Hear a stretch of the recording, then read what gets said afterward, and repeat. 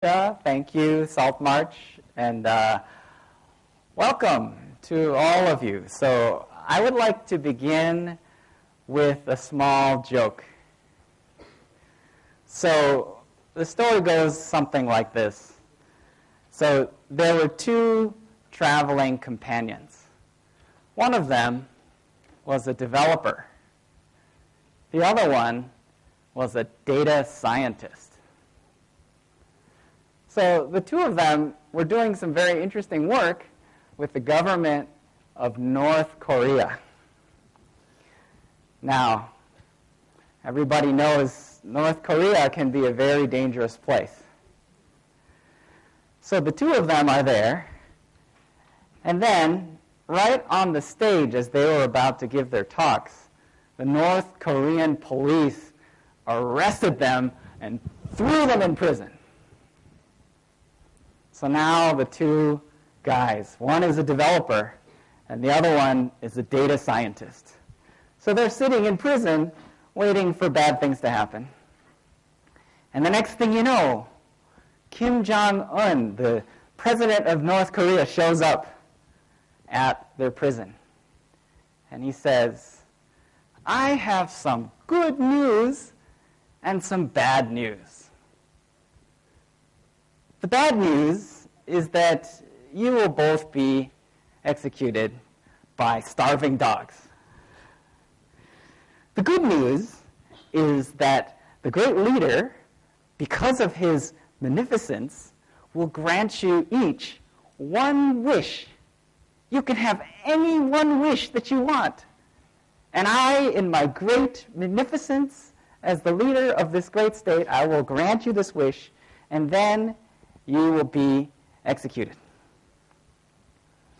So he turns to the data scientist and he says, "Okay, what is your one wish?" And the data scientist says, "I would love nothing more than to have a symposium of data science, and I would like to take my amazing results that I have produced using my massive petascale Hadoop farm. And I would like to show the world all of my amazing scientific discoveries that I've made using big data. And then I will be able to be executed by hungry dogs with great satisfaction. So if you just grant me this one wish, that will be great." So the great leader of North Korea says, "Oh, that's very easy for me. Your wish is granted." And then he turns to the developer. He says, "So, what is your wish? What is it that you wish to happen?" And the developer says, "I wish to be put to death before that guy's symposium." So I'm having a little fun. And, I'm having a little fun at the expense of our friend who is the data scientist. So why make fun of data science? I'll tell you one of the issues with data science, and I'm not here to cause a lot of trouble, but what I am here to say is that there's a lot of hype. So I live in San Jose in the Silicon Valley, and we are getting kind of scared there. I talk to venture capitalists, and they look at things like Cloudera raising $900 million in a round of venture capital. Now, this might not be as scary as Google and Facebook getting in a bidding war over a flying blimp company, which they did. This blimp company has Wi-Fi shooting out of flying balloons. This is very scary, right? What else is happening? Did you see the Oculus acquisition? So Facebook acquired for billions of dollars a company that doesn't have a shipping product yet. So people are a little bit worried. They're a little bit worried about the hype. And you see a lot of hype. So to me, I wanted to give you a little bit of a dose of reality. And the reality that I want to interject is something that I think of as a cold shower.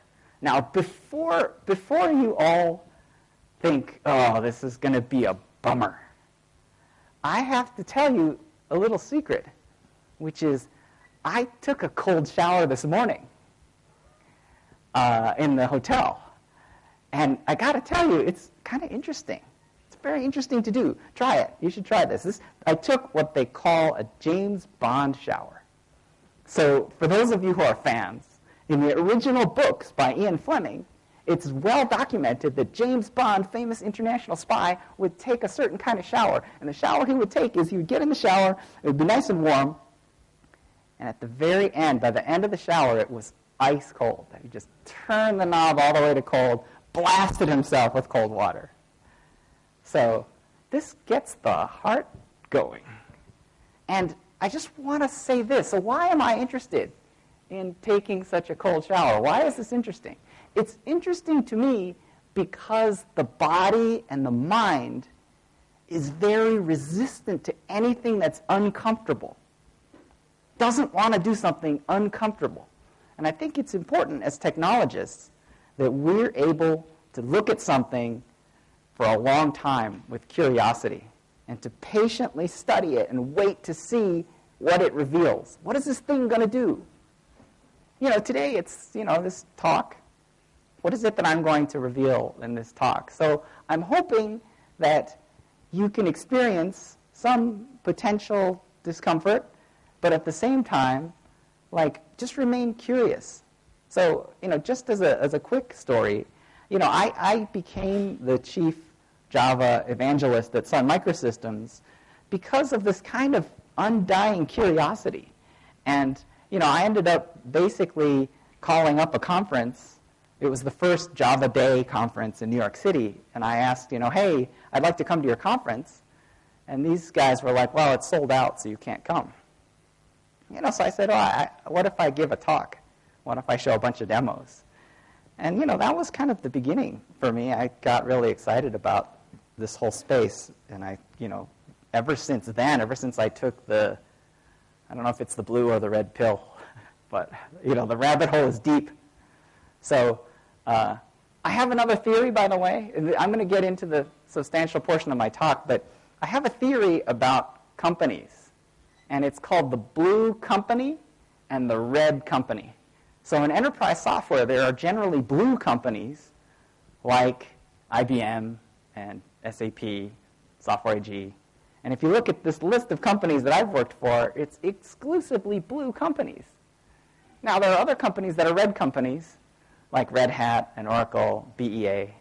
So what I figured out, this through my long years of experience, is if a red company merges with a blue company, like if Sun Microsystems is acquired by Oracle, it won't work. Okay, super crazy theories. All right, so I just wanted to touch on a metaphor. So this will be the prevailing metaphor of this talk, which is about convergent analytics. So what I'm looking at today is I'm looking at the possibility that we'll see a merger between online transaction platform, OLTP, and online analytic platform, OLAP. Right? So what will happen is data warehouse and transaction systems, are they going to be convergent in the future? And if so, why? And if these two systems are convergent, what are the implications for big data, fast data, and the whole of data processing, which we're all very passionate about? So why am I starting with the human brain? I'm starting with the human brain because I want to say that the brain is a multi-organ information processing system, much like our IT universe, which is that new organs accrete. So at one point in time, there was not a disk drive. At one point in time, there was not a printer. At one point in time, there was no Wi-Fi. Each of these new organs gets built on top of the existing ones, and you create layers and layers. Now, as you do this over time, for example, in a given enterprise, the layers and layers and layers become unmanageable and difficult. And it turns out that the human brain and resulting mind are no different, which is that human beings often think of the meaning of life as the achievement of happiness, However, they're unable to control the contents of their own mind, and they find themselves going down the wrong ways. And so, similarly, the human brain is unmanageable, as is IT systems. But the point that I wanted to make is that somewhere about 6 million years ago, and it's very hard to point to a specific moment where there's divergence, but one of the ratios that evolutionary neuroscientists study is they study brain mass ratios. And what we know is we know that we had a common ancestor with the chimpanzee. And 6 million years ago, that common ancestor had a neocortex. And the neocortex is the newest layer of brain that's right in the forebrain, and it's responsible for higher order thinking. It's a very, very important mechanism right here. Very, very thin. And it turns out that in the past 6 million years, the human neocortex has effectively doubled, right? So, I mean, in geological time, 6 million years is not very long, and a doubling interval of 6 million years for a technology is probably slow. But it's had a profound effect on this planet and the success of the human species. So, the question that I wanted to ask today with this prevailing metaphor is big data a fundamentally new information processing organ in the IT landscape? Is this the evolution of a new capability, of a fundamentally new capability that will transform IT? So, if you believe the vendor hype, you may be convinced that this is truly the case. What are the evolutionary precursors to the emergence of big data? Because as we know from studying human evolution, nothing appears magically. There are preconditions. When the first animals came out of the ocean, they had the capacity to breathe air. And that is a precursor. And what is the next stage of the evolution of big data, and why will this be important? So my giving away the spoiler is that I propose that the next stage of big data will be the convergence of transaction processing and analytic processing. So in order for me to make assertions about big data, I wanted to first give you a quick definition of big data. Now, I'll tell you another little secret. So last night I had dinner with a number of the GIDS speakers. And so, these are awesome people. And I had lunch with some other speakers. And I kept asking the same question, which is, what is big data? And one of the big problems I ran into is that nobody had a very good answer. People had answers like, well, big data is bigger than small data. It's just not good, right? So it's a problem. So to me, I'm just going to start with this baseline. And the baseline I'm going to start with is that big data is a capability that's meeting a requirement. So what's the capability? The capability is that today, spinning disks have gotten ridiculously cheap, right? So it's a driver. It's an economic driver. So what does that mean? It means that we can begin to think about storing everything. Let's store everything. So, then there's the emergence of open source frameworks for processing data on commodity hardware. And so the thing is, you get a double win. You don't have proprietary hardware, you have commodity hardware, which is the way that Amazon, Google, Facebook, Twitter, every single major web-scale player uses commodity hardware to scale out. Because of why? Because it's cheap and super scale, right? So now, big data has an open source way to go cheap and super scale, and in fact, to address and speak to the data. So really, there's kind of an equation that's going on here. Now, is Hadoop the only game in town? Is it the only real beating heart of big data? Perhaps not. But it did start this whole revolution. So then, the other thing, though, is why? Why do we want big data?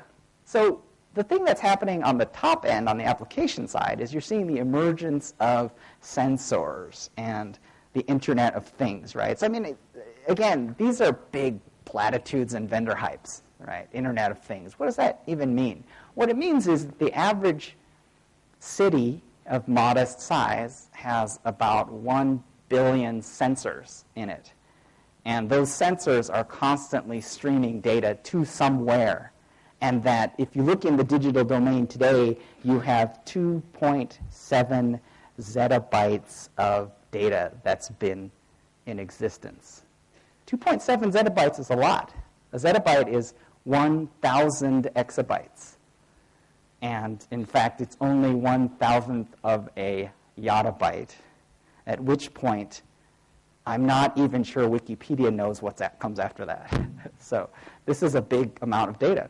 And back in 2008, Google was analyzing 20 petabytes a day, and their doubling interval is indicative of many, many, many, many petabytes today. And of course, in 2020, the data will be 44 times the size that it was in 2009. So is big data a need? Well, let's find out. I mean, there is a lot of data. So the 2.7 zettabytes is pretty important. So here I give the answer to my question, which is big data today a neocortex? Is it the evolutionary emergence of a fundamental new capability for information technology? No, it's not. And my assertion is based on a couple of factors, right? Which is that, in a way, I see it as an evolutionary precursor to something that will follow, that is perhaps even more revolutionary. So when you look at the changes in the human neocortex, there are many genetic changes to things like glial cell connectivity or protein regulation and synthesis. There are many, many evolutionary steps that lead towards a bigger event, such as the first animal, Archaeopteryx, to fly, right? Many precursor events. So I believe that big data is a precursor event to convergent computing. So why do I say big data is not the neocortex? So I say it because it takes a pre-existing function and it merely extends the scale. So if you look at data warehouse and you look at the star schema and you look at all of this type of behavior, what has changed? So I'll tell you a few things that have changed and a few things that have not. One thing that's changed is it's slightly more democratic, which is good. So when you look at the origins of Hadoop and you talk to Doug Cutting at Cloudera and you look at Yahoo and you look at what they were doing, one of the things is that they democratized the data warehouse. So the data warehouse used to be the domain of the priesthood of data. And these people would basically control the data warehouse. And that primarily reporting was a function of financial quarterly reporting. So it was a very, very limited domain of analytic and data. And as things have started to expand over time, we've started to see new applications that are, in fact, somewhat exciting. But the reality is that things like traditional Hadoop big data is still running in a batch mode. It still takes quite a bit of considerable time. There's no sort of real-time component to this. And there's still a lot of data massaging, data cleansing, and effectively ETL-like functions that exist within big data.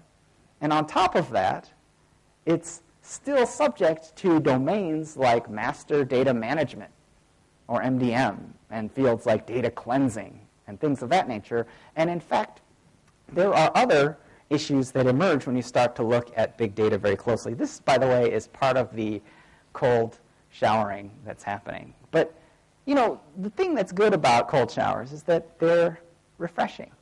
And, you know, ultimately, people's ability to stick with something that's slightly uncomfortable is almost like the golden key to experiencing the future. So, you know, total size of analyzable data and the ability to index and query large-scale unstructured data is good. I'm not denying that at all. So what are the big problems that come with big data. So here are some of the problems. So Science magazine actually published some scholars from Harvard that studied the Google flu trends. I don't know if you know Google flu trends, but it was a website that was dedicated to detecting the spread of the flu, the common influenza virus, just by using people's search terms. So people would search for things like stuffy nose, or they would search for things like I have a cough, or I have a flu, or remedy for flu. And so they would take every single search and they would actually track it back down to the geolocation of the searcher, and they would actually look at the statistical data, the big data. And they would actually work closely with the CDC, the Center for Disease Control in Atlanta, Georgia, to try to understand the viral propagation of influenza. Very interesting scientific topic, but unfortunately, it was not predictive. In fact, it was a failure. It did not work at all. And this thing that they published was basically kind of an expose in Science magazine saying, well, this didn't work. So what was the root cause? Why did this not work? So one of the biggest causes was that the data collection algorithms kept changing. So for example, as Google started changing the collection algorithms, and they started changing the interpretation and the mechanisms, each time they would make a change, they would essentially corrupt the data that they were studying. So you did not have a longitudinal view of this data because it kept changing and how it was being collected. So one of the biggest lessons here is that data collection is super important, right? And so people have this vision of big data as being like, well, so we collected all the data, now we can analyze the data. But people don't ask the question of how was the data collected. And I'll tell you what, I wrote an article for Slashdot called Data Science is Dead. And, you know, it makes me a bit of a naysayer and a bummer. But my point was that the word science implies the ability to control experiments, right? The ability to run a control and to run a treatment group and to compare the two scientifically. So the ability to run a controlled experiment with data actually requires you to have access to the UI or to the application. And the point at which you're manipulating the application in order to run controlled A/B tests, you are no longer a data scientist. You're not wearing the white coat anymore. You're actually a product manager. Or you're actually someone who's actually doing a job, right? So it's a little bit unkind. But the reason why I'm kind of throwing the cold water on this is I want everybody to be successful. And I want people to be careful. And I think that there is this huge thing of there is a huge worldwide shortage of data scientists. And there's this whole drive to fill this huge jobs need in data science. And here's the thing, is if you go back to 1994, there was a huge demand for webmasters, right? There aren't any webmasters anymore, really. They're just people who take care of the websites, and maybe it's marketing, or who knows who's taking care of it. But it's not the webmaster. It's like, oh, I hired this person, it's a webmaster. It doesn't work like that. So I just want to caution people that if they do take a data science job, which I imagine the room is in GIDS data, I imagine the room is already full of data scientists. You know, probably going to start getting the rotting tomatoes thrown in a moment. But it's not a problem if you are working on data science, because you're probably applying legitimate statistical techniques, you're probably applying legitimate programming techniques, and you're probably applying legitimate business techniques.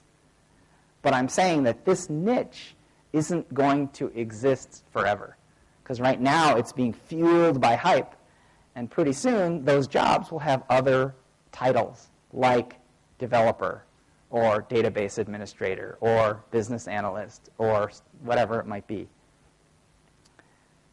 So another problem is this master data management problem, which is people still need things like primary keys. They still need the ability to compare and join data sets, because otherwise the big data just becomes lots of small datas hanging out together.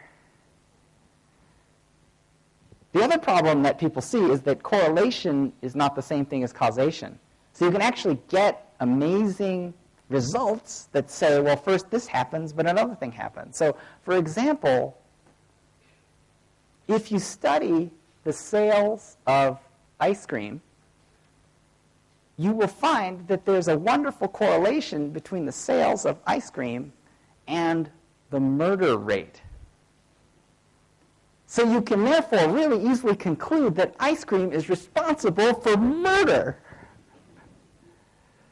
This is not a great conclusion because it turns out that there's an independent variable, which is the outside temperature, which is, it turns out, the murder rate increases in the summer, and so does the sale of ice cream. So you may find all kinds of correlations, but it doesn't absolve you from having reasoning. And the other problem that I see is the idea of data aging, which is that certain data is only meaningful for a certain amount of time. And when people are indiscriminately storing all the data, they're not necessarily thinking hard about what data is aging and getting stale, right? So I think that's a problem. So this is from a television show that's popular in the United States called Hoarders. So I don't know if you've seen this one, but it's basically a reality show about people who collect things. And they do so to the point where they can't really live their lives. They just store everything in their house and it's filled with stuff. So, you know, the ability to store large amounts of data does not guarantee large amounts of insight. And I guess the reason why I'm being so cautionary is that I talk to a lot of people about big data projects.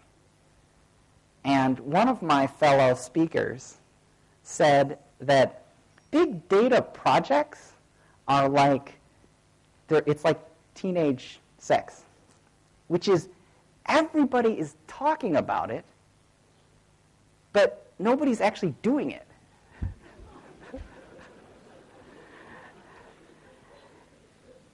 And I added, actually, you know, maybe there are a few people doing it, but they're not doing it very well. Okay. So here's a contribution from Stuart Brand, which is something called pace layering. So pace layering is basically a way of thinking about design of systems. And it's a design methodology that involves looking at what layers move quickly and what layers move slowly. So when you look at certain kinds of data, for example, if you look at nature, so if you look at things like human genomic data, that is extremely slow changing. This kind of data, if you're doing something like human genome data, you're in great shape. That's a great big data project, right? If you're studying something like consumer behavior, you should maybe watch out, because consumer behavior is going to change in a heartbeat. And you know, it depends on the behavior you're studying, right? If you're studying a behavior of someone inside of an app, maybe you're tapping into something that's fundamental to the psychology of a human being. Then maybe you're onto something. Pace layering. So I wanted to quickly cover what are the technology trends that are driving big data, and how does this cause the next layer to come up. So, you know, here's the basic von Neumann architecture atop which all of modern computing is based, the digital computer, right? Fantastic stuff. Well, it turns out that the free lunch is over. So there's this wonderful power that drives all IT called Moore's Law. And Moore's Law states unequivocally that we're going to have a doubling of transistor density per die on a fixed interval of time, right? So we are continuing to see a doubling of transistor density, which is cool, If you look at the green line, the dual-core Itanium is showing twice as many transistors, but the problem is it's doing so in 2 cores. So what does that mean for the future? When you actually look at the blue line and the purple line, what you're seeing in 2005 is fundamentally that things that are expected from Moore's law, such as doubling of processor clock speed, is not being delivered. So where is my 20 gigahertz Pentium processor, or whatever you want to call it? We don't have them. We're not going to have a 50 gigahertz or terahertz processor. It's over, right? So fundamentally what's happening is we're going massively multi-core. And what happens when you go massively multi-core is you require massive concurrency. So commodity multi-cores are coming up very rapidly. Another thing that's happening is a trend is that 64-bit servers are now commodity, which enables the address of very large memory space. And obviously, we can continue to see that expansion. And if you look at costs, disks are achieving comical levels of cheapness. So disks are extremely cheap. SSDs are less cheap, but super fast, and DRAM is still expensive, but super, super, super fast. And obviously, the maximum RAM in a commodity server continues to climb exponentially. Network latency continues to drop to ludicrously fast. And obviously, things like access size. So this map is a little hard to read because it's a crazy pink color, but caching is extremely important, and memory is extremely fast. In fact, 6 orders of magnitude. 6 orders of magnitude, that's cosmologically faster. So for example, if you look at a CPU cycle as a single second, a disk access would be over a year. It would take 474.5 days to access the disk. That's assuming a single CPU cycle is 1 second, right? So think about that. That's a huge difference.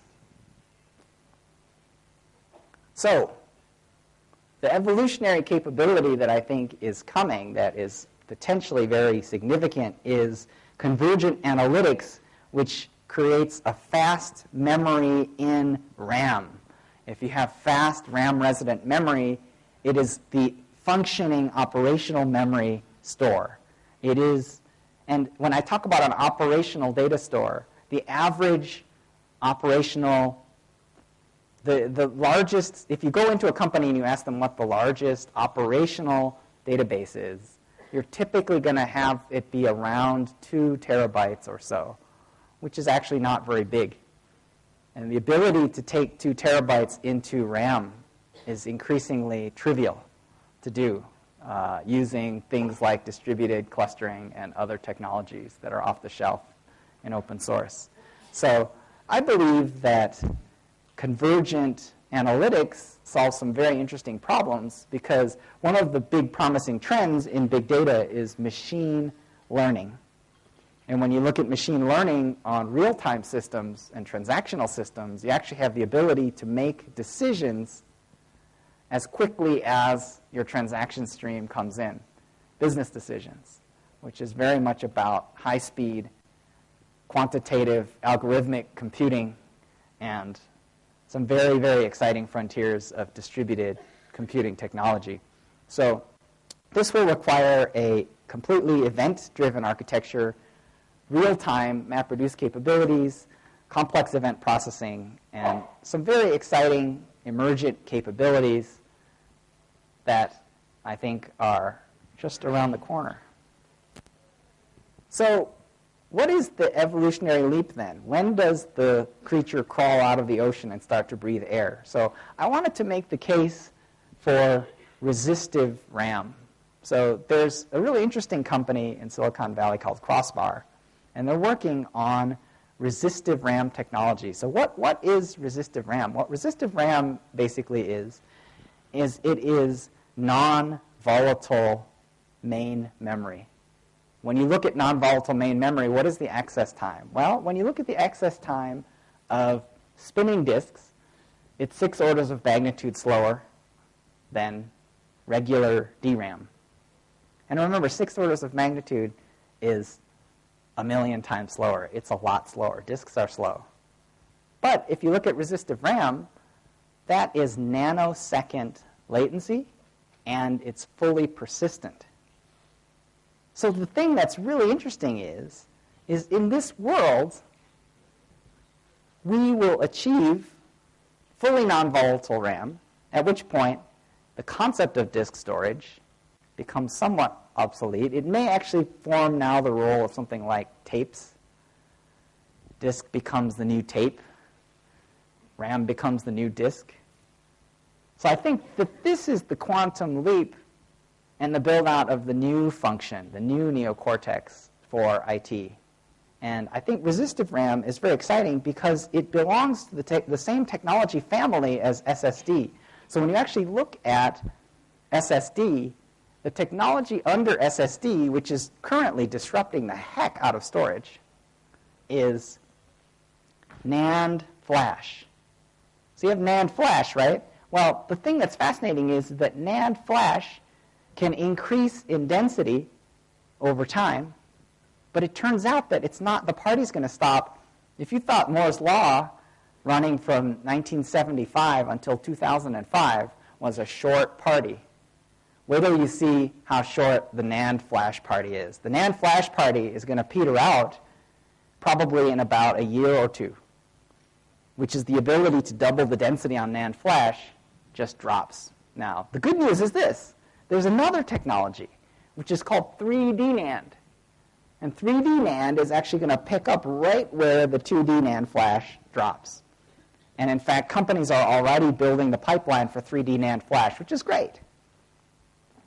But what I do want to say is that the frontier beyond 3D NAND Flash for persistence is a non-volatile DRAM, which is solid state and has ridiculously fast nanosecond access time. And if that happens, the world of IT will have evolved a fundamentally new information processing organism. And when that happens, you're going to see a big shift in the industry. So if you look at the atomic structure of conducting nanofilaments, you can see that titanium oxide is able to perform a transistor-like functionality, and this is the basis for technologies such as the crossbar resistive RAM. I don't have any financial interest in crossbar. I just happen to think that that's crazy technology. And if we get to low cost, high density, and these guys are talking about 9 nanometer and below, right? Because the thing that's amazing about transistor density for RAM is that it's easier to go even smaller than it is for CPUs.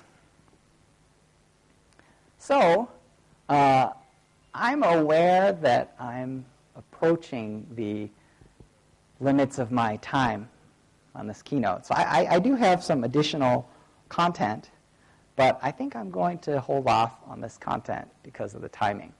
But what I do want to say, first of all, is I'm very pleased to be back. I've been to this conference for now several years already.